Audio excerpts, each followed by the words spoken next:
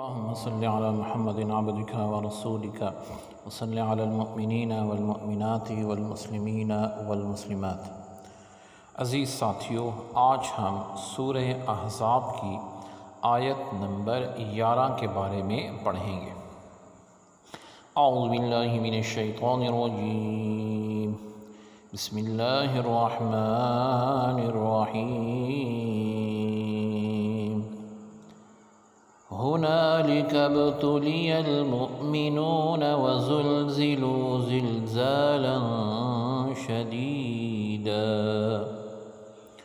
ہنالک تو اس وقت ابتلیا آزمائے گئے المؤمنون مومن، وزلزلوا اور ہلا دیے گئے زلزالا ہلاتے ہوئے، شدیدا سخت، یعنی سخت آزمائش سے ہلا دیے گئے۔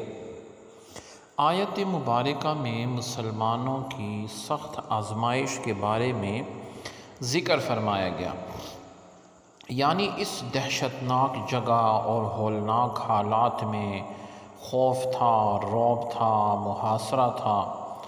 اس کے ذریعے مسلمانوں کے صبر اور اخلاص کو آزمایا گیا، اور اس جنگ میں ناداری تھی، یعنی مشکل حالات تھے۔ داخلی دشمنوں یعنی یہود کا مدینہ مدینہ میں جو یہود تھے ان کا خطرہ تھا، خارجی دشمنوں کا حملہ تھا، اس کے علاوہ اپنی بے سر و سامانی وغیرہ سب مسائل جمع ہو گئے تھے، اور یہ ایسی چیزیں تھیں جس سے بہادر شخص جو ہیں وہ بھی کمزور پڑ جاتے، لیکن آقا علیہ السلام کے جو سچے صحابہ اور غلام تھے ایسی آفات میں بھی اللہ تعالی عز و جل کے فضل و کرم سے ثابت قدم رہے اور کامیاب ہوئے۔ اسی طرح صحابہ اس آزمائش کو اپنے لیے دنیا اور آخرت، یعنی دنیا میں موجود تمام چیزوں سے افضل سمجھتے تھے۔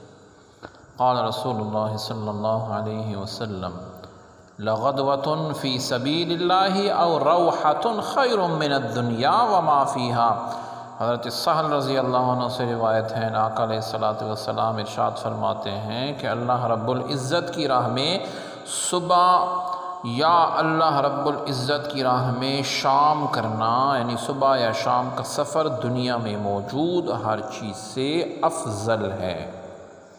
حضرت ابو ہریرہ رضی اللہ عنہ سے روایت ہے، قال رسول اللہ صلی اللہ علیہ وسلم: ما یجد الشہید من علم القتل الا کما یجد احدکم من علم القرصۃ، کہ شہید ہونے والا شخص قتل ہونے کی اتنی ہی تکلیف محسوس کرتا ہے جتنی کسی شخص کو چیونٹی کے کاٹنے سے تکلیف ہوتی ہے۔